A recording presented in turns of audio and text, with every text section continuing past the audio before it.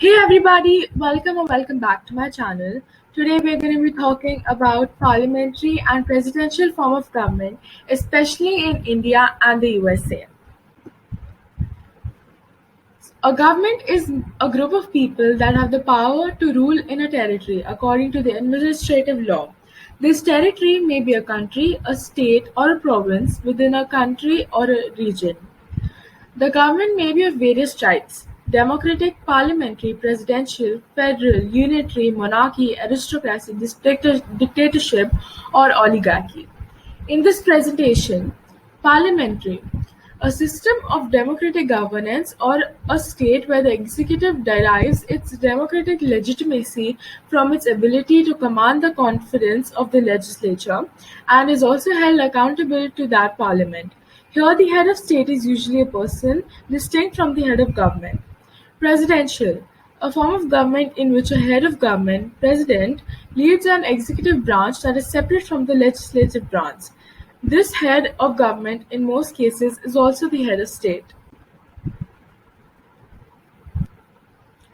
The parliamentary government in India. After independence, pursuant to the Indian Independence Act, the Constituent Assembly became India's first sovereign legislature. The assembly was formed under a plan recommended by the cabinet mission that called for the framing of the Constitution of India. The Constituent Assembly continued as a provisional parliament of India until 1952 when a new parliament was constituted. The current Indian Parliament was established pursuant to the Constitution of India, which stipulates that there shall be a Parliament for the Union which shall consist of the President and the two Houses, to be known respectively as the Council of States and the House of People. India's bicameral parliament forms the legislative branch of the government. According to the political scientist and former Secretary General of the Lok Sabha, Subhash Kashyap, the two houses of the parliament enjoy co-equal power and status in all spheres except the financial matters and in regard to the responsibility of the Council of Ministers, which are exclusively the domain of the Lok Sabha. The structure and composition. Article 80 of the Constitution stipulates a cap of 250 meters for the Council of States. Of these, 12 members are nominated by the President and 230 representatives that are indirectly elected through members of the Legislative Assembly of the state and the members of the Electoral College for that union territory. Currently, the Rajya Sabha has 245 representatives. A member who is elected for a full term serves a 6-year period. One-third of its members retire at the end of every 2 years. The Rajya Sabha is a permanent body and, unlike the Lok Sabha, cannot be dissolved at any time.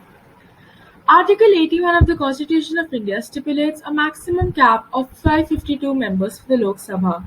Not more than 530 members are chosen by direct election from the territorial constituencies in the states, and up to 20 members represent the union territories. Not more than 2 members from the Anglo-Indian community can be nominated by the President if, in his opinion, the community is not adequately represented in the House. The total elective membership is distributed among the states in such a way that the ratio between the number of seats allotted to each state and the population of the state is so far as practicable the same for all states. The Lok Sabha currently has 545 members. As of December 5th, 2016, there are 7 recognized national parties in India: the Bharatiya Janata Party, the Indian National Congress, the Communist Party of India, All India Trinamool Congress, Bahujan Samaj Party, and Nationalist Congress Party. The following is the criteria for recognition as a national party. 1. The party wins 2% of the seats in the Lok Sabha, 11 seats from at least 3 different states. 2. At a general election to the Lok Sabha or Legislative Assembly, the party polls 6% of votes in 4 states, and in addition it wins 4 Lok Sabha seats. Third, a party gets recognition as a state party in 4 or more states. Currently, 36 political parties are represented in the Lok Sabha. Following is a breakdown of the representation of the political parties with the most seats in the Lok Sabha. Bharatiya Janata Party or BJP, number of members 282, percentage 52.13. Indian National Congress 44, percentage 8.13. All India Anna Dravidam Munnetra Kazhagam.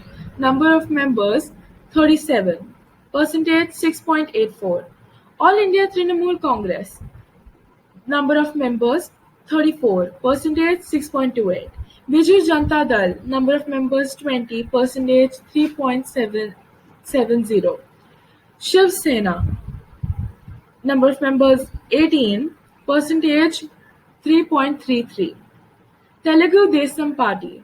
Number of members 16. Percentage 2.96. Telangana Rashtra Samiti. Number of members 11. Percentage 2.03. Yuvajana Samrika Rithu Congress Party. Number of members 9. Percentage 1.66. Communist Party of India. Marxist. 9. Percentage 1.66. In India, parliamentary committees are mainly of two types: ad hoc committees and standing committees. Ad hoc committees are appointed for a specific purpose and they cease to exist when they finish the task assigned to them and they submit a report. Standing committees, on the other hand, are permanent and regular committees which are constituted from time to time in pursuance the provisions of an Act of Parliament or rules of procedure and conduct business in Lok Sabha. Bills.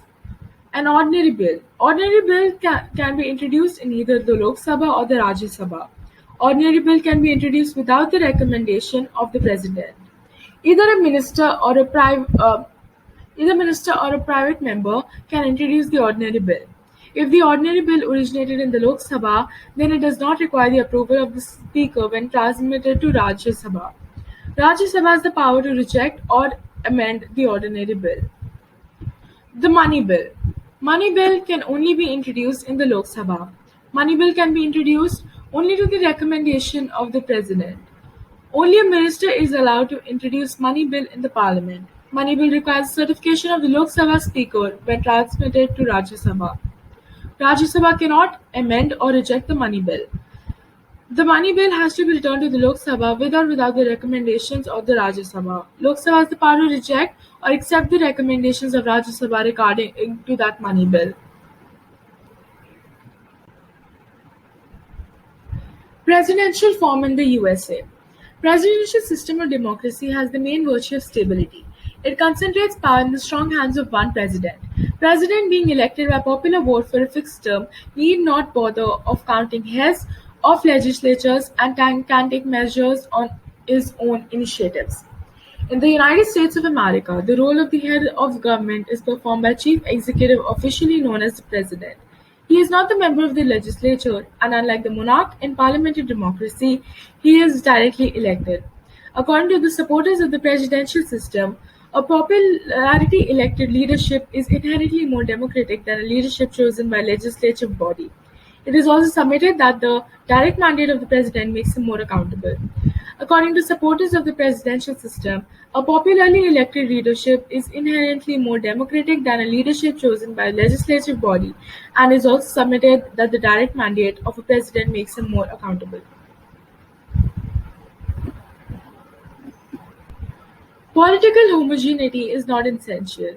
President has the right to appoint any person whom he considers fit to head any government department. President can appoint persons belonging to different political parties or men of eminence in various spheres of activity to high offices.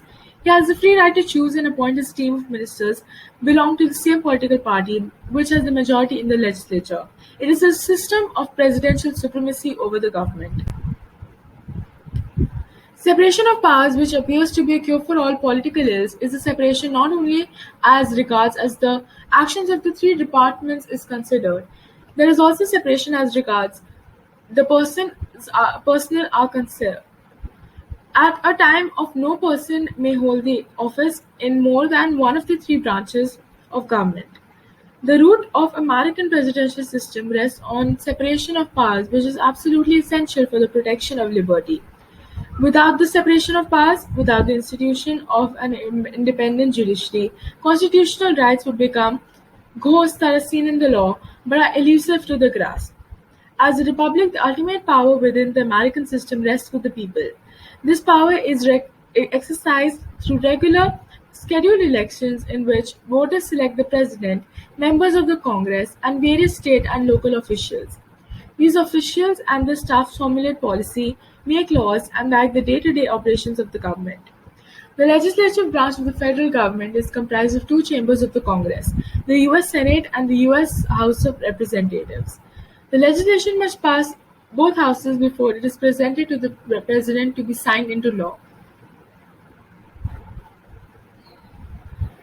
Now, here on your screen is a pie chart which highlights the properties of the parliamentary system and the properties of the presidential system and what together they formulate. Please pause the video to read.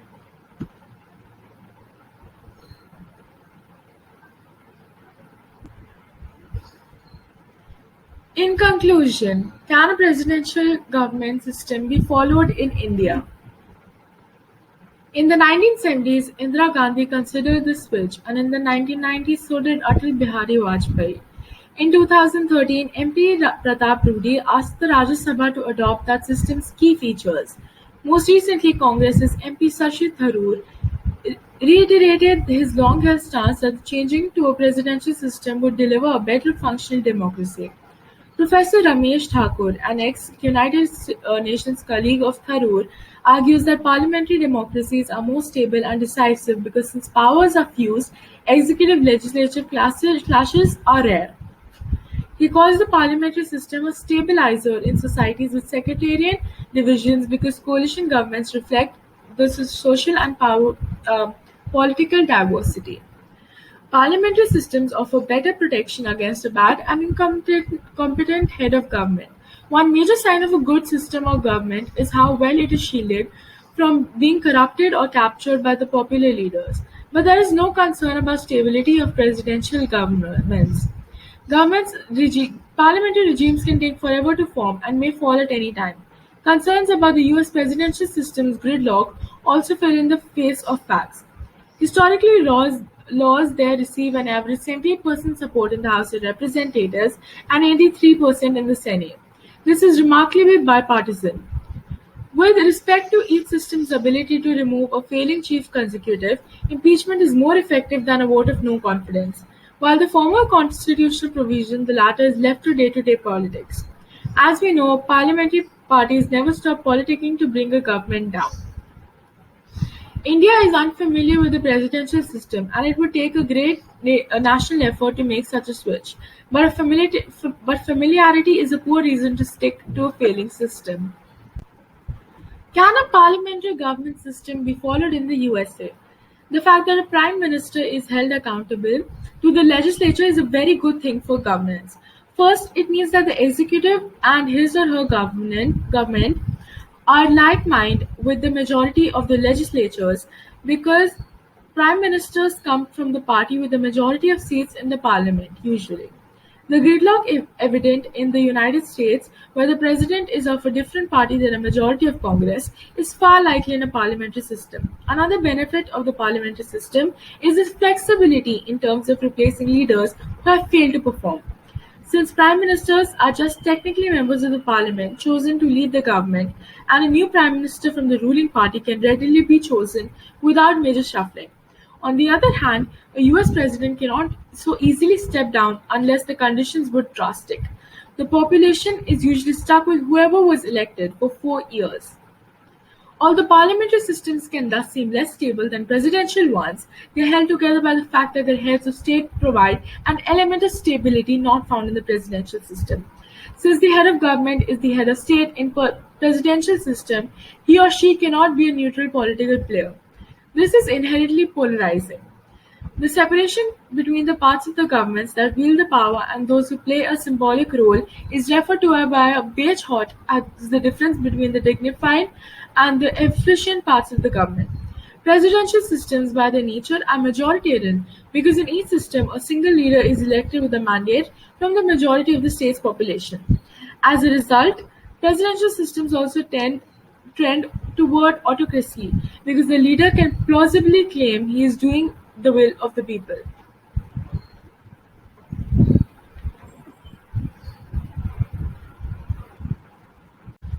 The institutional differences between the presidential and the parliament rule are well known, yet the practical efforts of these diverging constitutional arrangements within democratic polities have received scant attention.